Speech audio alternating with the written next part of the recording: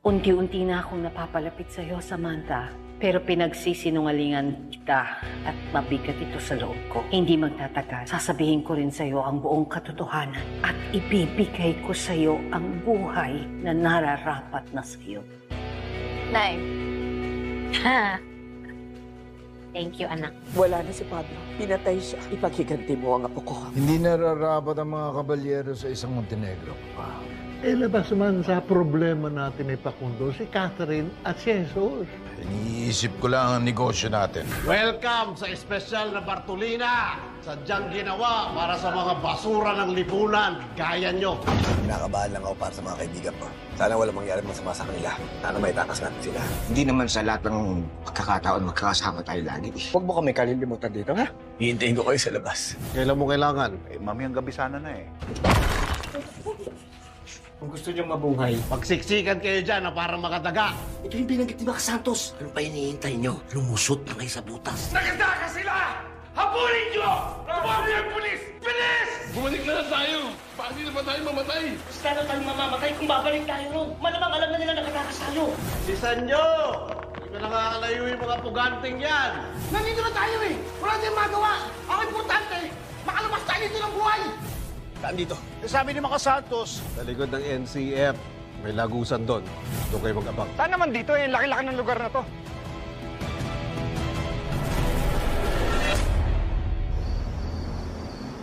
Humingi po ng patawad sa inyo, Papa. Dahil sa mga negosyo at sa panliligaw kay Catherine. Nakalimutan kong asikasuhin ang problema natin sa pamilya. Hindi ka maasahan. Lagi kang wala. Papa, sinusubukan ko naman maging karapat-dapat sa inyo. Sadyang di ko pa rin kaya tapatan yung husay nyo sa pamamalakad ng negosyo. Nakikita ko naman ang pagsisikap mo. Na-appreciate that. Pero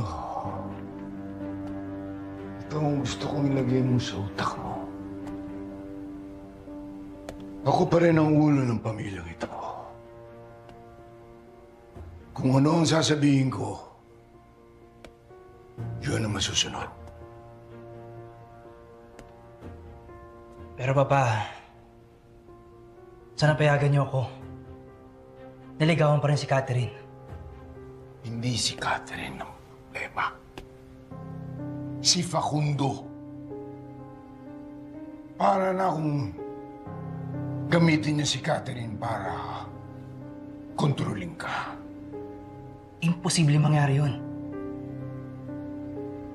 Kung maging pamilya ko sila, tapat pa rin ako sa inyo ni Lolo at sa ating mga Montenegro. Ngayon tuluyan tayong traidorin ng Facundo na yan. Anong gagawin mo? Halang-halang sa pamilyang ito. Papatayin ko siya. Kung totoo ang attack sila si Senyor Facundo, ako mismo maghuhukay ng paglilibigan niya.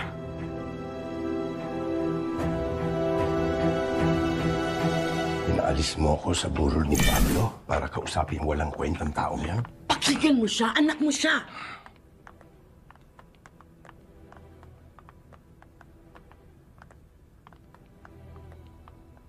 Juancho, bakit nandito ka pa?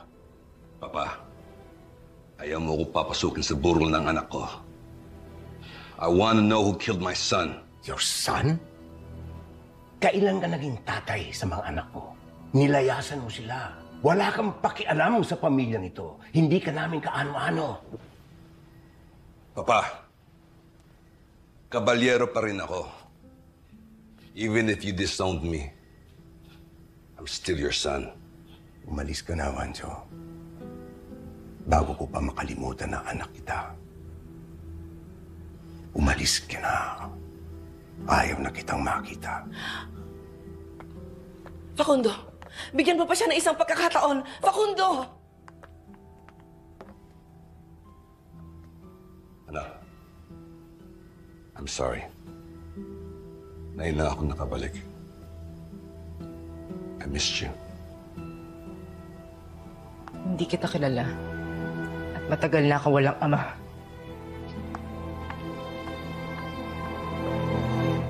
Mukhang botong-boto sa kanya si Bettina. Kaya, ayun, hindi sumama sa amin sa pagbalik. Napansin ko nga. Mukhang magaan ang loob nila sa isa't isa. Sige, hintayin ko na lang siyang bumalik, Papa. Olga, sandali. Kapag nakasal na si Jesus, at siya na ang tumatayong ulo ng tahanang ito, siya na ang pagsisilbihan mo.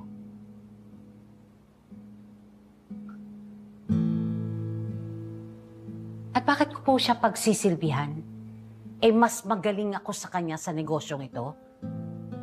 At isa pa, Papa, apo mo lang siya. Anak mo ko. Ampon, Olga. Ampon.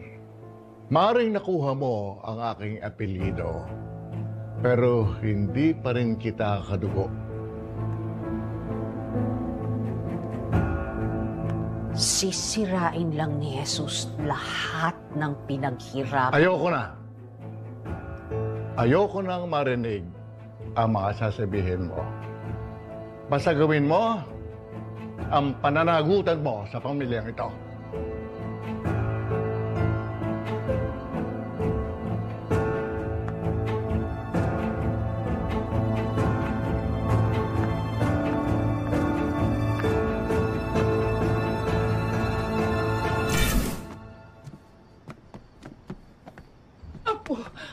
Ano bang nangyayari? Ano ba?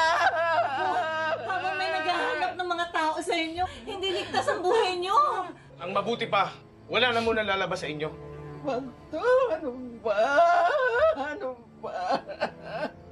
Samantha, hindi ako papayag na makuha ni David lahat ng pinaghirapan ko. Kaya sasabihin ko na sa'yo ang totoo. Huhubugin kita bilang isang Montenegro. At kapag nailigpit ko na si Papa, si Ramon, si David, at lalo na yung tanggol na yan, ikaw ang magmamana ng lahat ng pinagkait nila sa akin.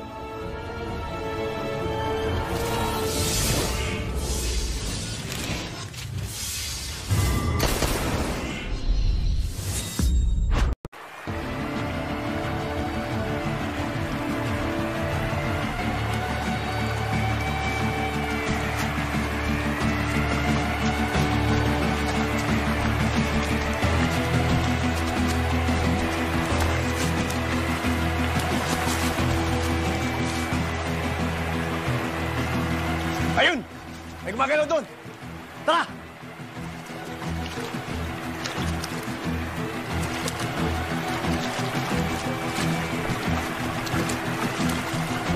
Bilisan ninyo! Bitaw nyo! Tuko nyo!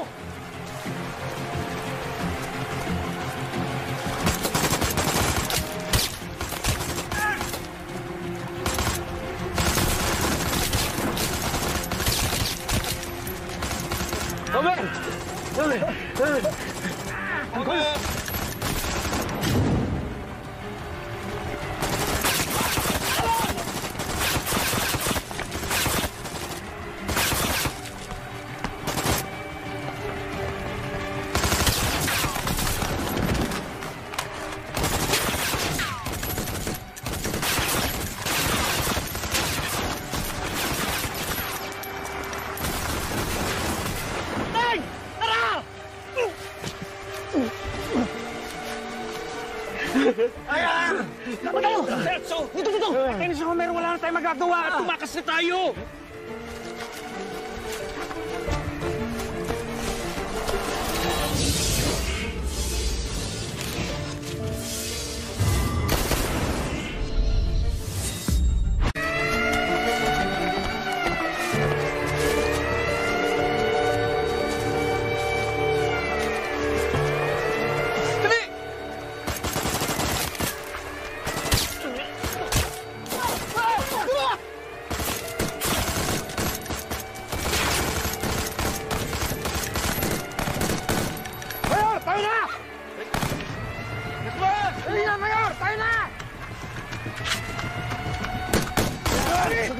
Boss!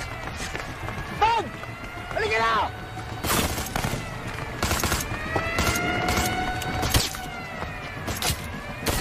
Ako! Ligtas mo sila! Please! Ayun! Tanggol.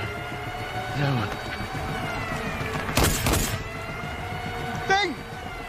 Malusuko na tayo, Teng! Hindi! Magtiwala lang tayo kay Tanggol!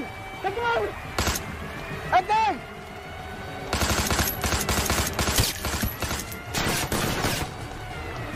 Tara!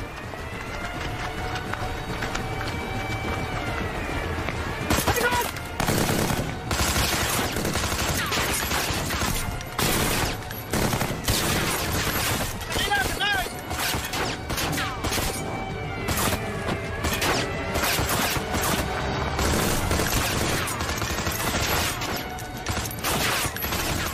Tara! Bilis!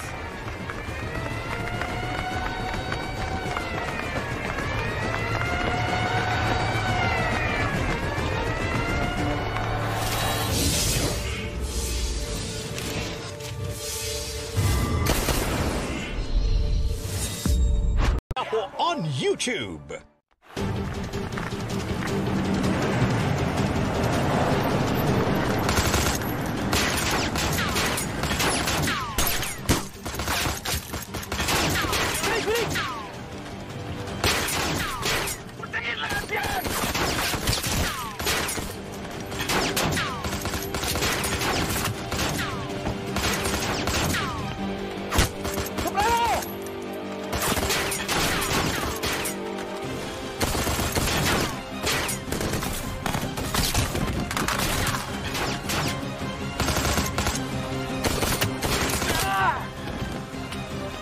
Tanggol!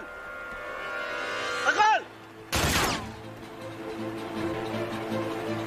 Nakampi ako! Akong dahilan kung bakit nakatakas yung mga tropa mo!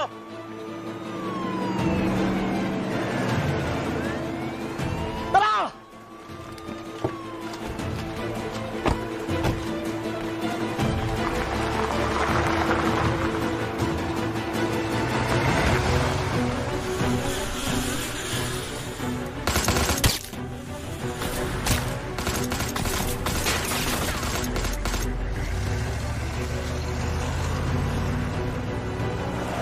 Anis, takasan kami ng mga preso. Nakasakay sa itim na SUV at silver na van.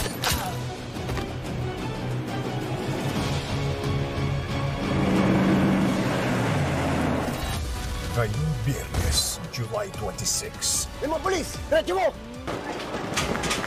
Nakita na namin mga suspended vehicles! Sasalubungan namin yan. Magkakapalaga na. Lakas ng loob nito mga presong to. Kaya kailangan sudisin ng mga yan para mabawasan lang yung mga anay sa lipunan. Tiguyo! Iba. Harangan niyo yung dulo ng tulay. Papunta na dyan yung mga pugante. Sabi sir, papunta na yung unit ko. Tanggol laban kay Rigor. Parating na sila! Manda na kayo! Naranan tayo! Atras! Meron din sa likod! Ito na ang katapusan ng mga kriminal na to. Magkipagsabayan na tayo! Kailangan natin gibayin yung sa harapan para makataas tayo!